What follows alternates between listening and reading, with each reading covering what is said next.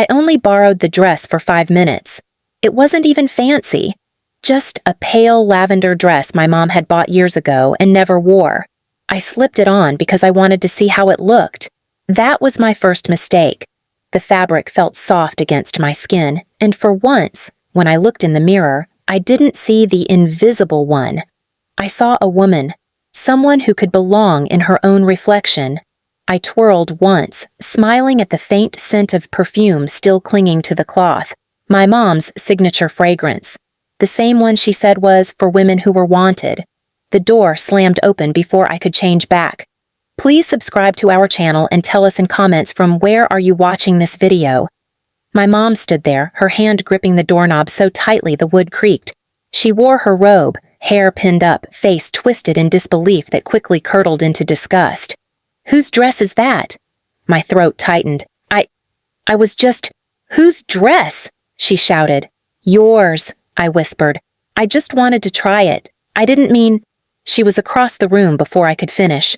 Her perfume bottle sat on the dresser beside me. Crystal, sharp-edged, expensive. She snatched it up, her voice trembling not with sadness, but fury. You don't get to smell like me, she hissed. You don't get to look like me. Mom, please. The cold mist hit my face before I could move. The sting was instant. It burned, sharp and chemical, slicing through my eyes. I screamed, stumbling back, clawing at my face. Mom, stop! Her voice stayed calm. Now maybe you'll remember what happens when you take what isn't yours. I fell against the dresser, gasping, my vision blurred, tears mixing with the perfume as it burned deeper. I could barely see her outline anymore, just the shape of her fury, the shadow of her hatred.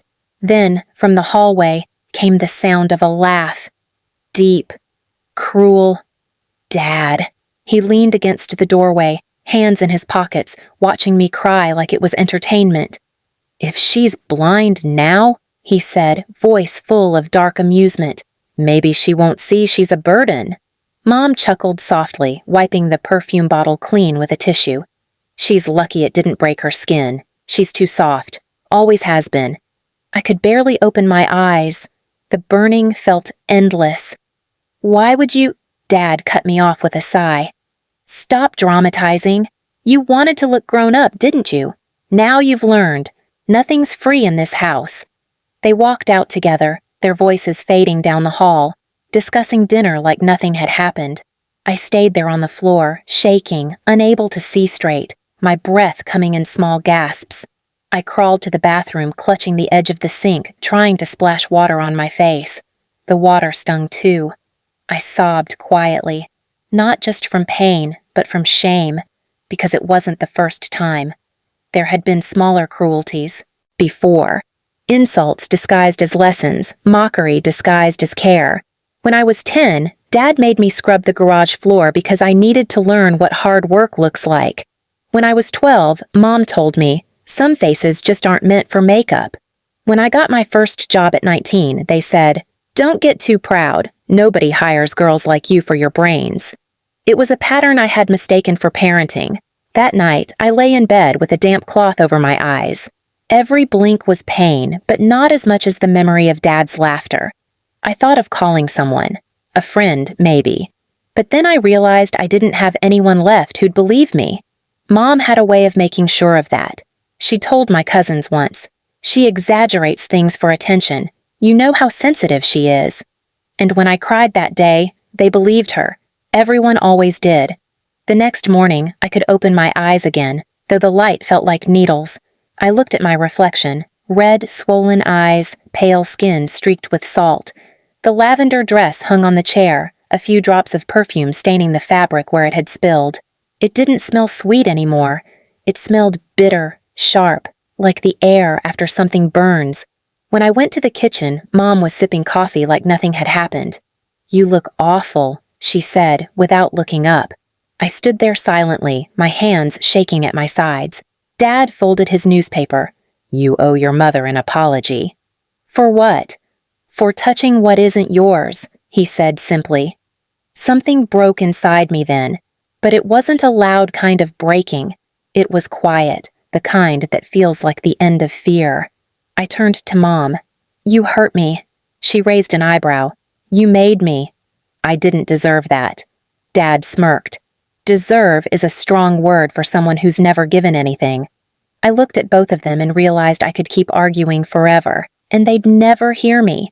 Because to them, I wasn't a person. I was a reflection they didn't want to see, the part of themselves they'd buried. So I stopped talking. I went upstairs, packed a small bag, and left without saying goodbye. They didn't call. Not that day, not the next. It took 2 weeks before the silence started to feel like air again. 2 weeks before the burning in my eyes faded into dull soreness. But every time I blinked, I saw flashes of that lavender dress, the perfume, their laughter. That's when I made a promise to myself. They'd think I'd gone quiet because I was broken. But I wasn't broken. I was waiting. And one day, when they finally saw me again, they'd realize that the girl they tried to blind had learned how to see through everything. I didn't realize how far silence could take me until I started living in it.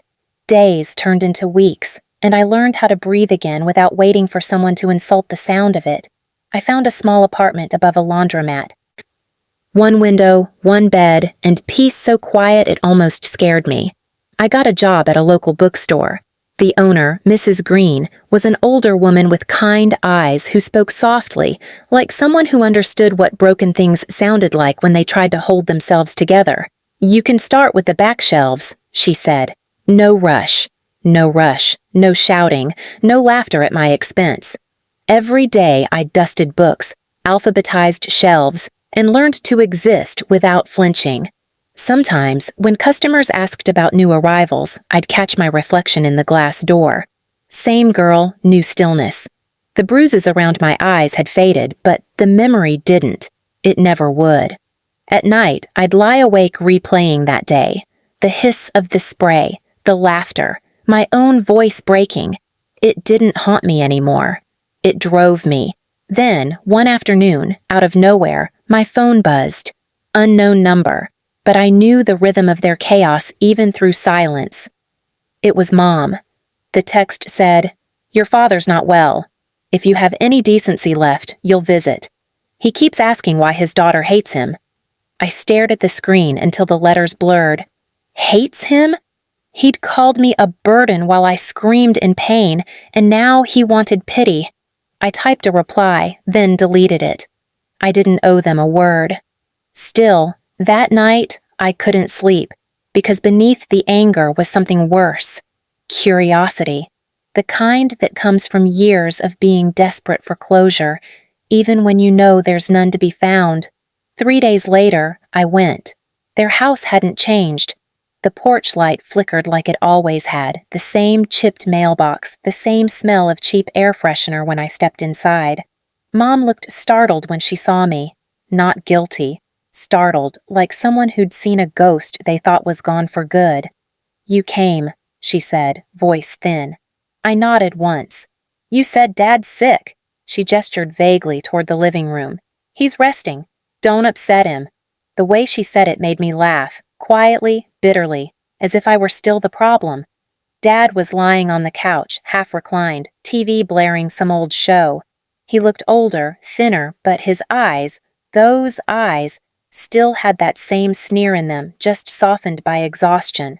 "Well," he said, glancing at me, "look who found her way home. Guess the world didn't treat you better after all." I didn't sit. I didn't speak right away. I just looked at him, at the man who'd once laughed while I begged for help. "You called me a burden," I said finally. He smirked faintly. "You were." Mom, standing by the doorway, said, "Don't start. He's weak." I turned toward her. "He was weak that day, too, but it didn't stop him from watching you hurt me." Something flickered in her face. Not guilt, just irritation. "You still on that? You can't keep holding on to the past forever." "The past?" I said softly. My eyes burned for days. "You made me apologize for it." Dad chuckled weakly. "Still dramatic." I took a deep breath and stepped closer. "You know what's funny? I used to believe everything you said, that I was a problem, that I ruined things. But you were wrong. You just didn't want to see yourselves."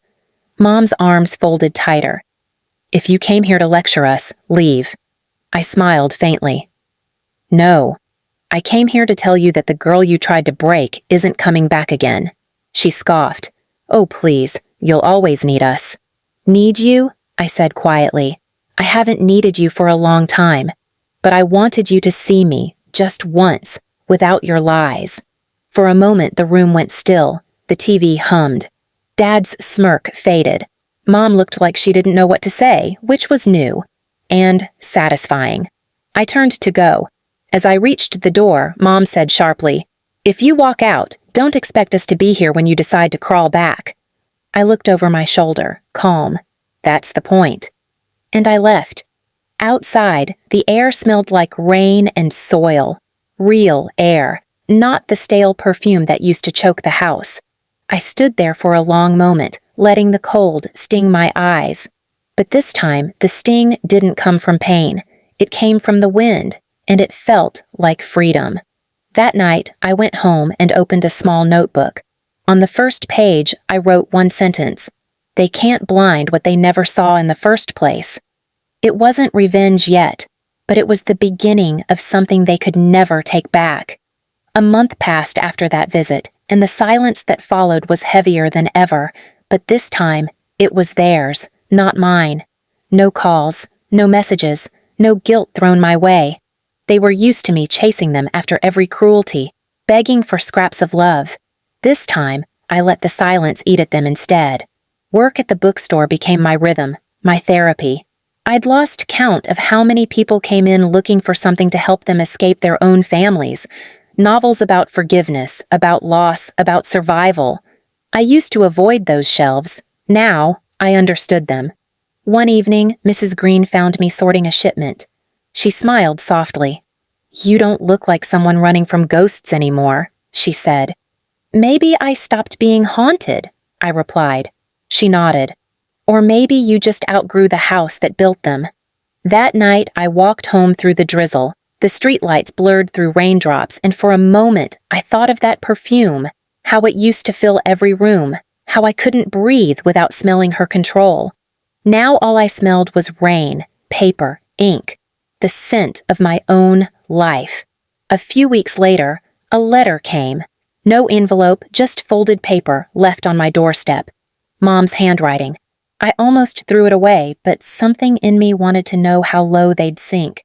It said, "Your father's health is worse. He wants to see you before it's too late. Don't punish him for one mistake. You'll regret it when we're gone. One mistake." That's all it ever was to her. A mistake, not a choice. Still, I went, not out of pity, but closure. I needed to see for myself if they'd changed or if I'd finally grown too far beyond their reach. The house looked smaller this time. The garden was dying, the shutters unpainted. Mom answered the door, older, slower, her robe hanging loosely.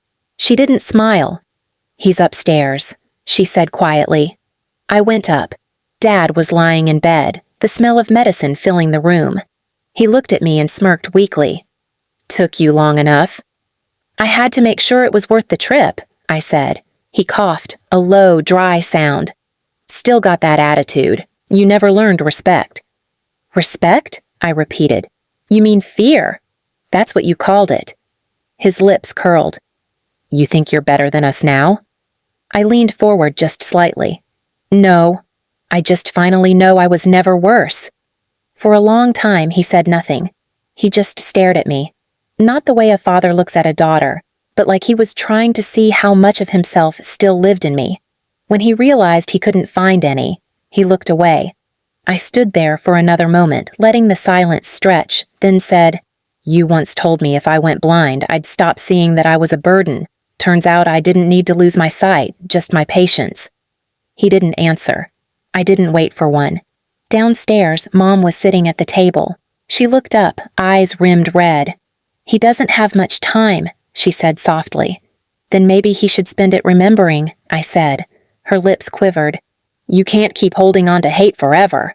"I'm not," I said, slipping my bag over my shoulder. "I just stopped pretending what you did was love." She looked away then, staring at the floor. For the first time in my life, she didn't have a comeback. I left without another word. Outside, the air was cold and clean. I walked until their house was just another blur behind me, until the ache in my chest turned into something steadier, not anger, not sorrow, just release. A few months later, Mrs. Green offered me a promotion, managing the bookstore when she retired. "You've got a calm way of handling chaos," she said. "That's rare." I smiled. I learned it the hard way. On her last day, she handed me an envelope. Inside was a small bottle of perfume, the same lavender scent my mother used to wear. My hands shook as I uncapped it. "Thought you'd like it," Mrs. Green said. "Smells peaceful, doesn't it?" I nodded slowly. It did. This time, it didn't burn. That evening, I sprayed it once into the air of the empty shop, watching the mist catch the sunset light. It wasn't a weapon anymore. It was a choice. My choice. I walked home through the fading daylight, my reflection glowing faintly in the shop window as I locked up, eyes clear, shoulders straight. They had tried to blind me, but all they'd done was teach me how to see in the dark, and for the first time, I wasn't afraid of what I saw. Please subscribe to our channel and tell us in comments from where are you watching this video.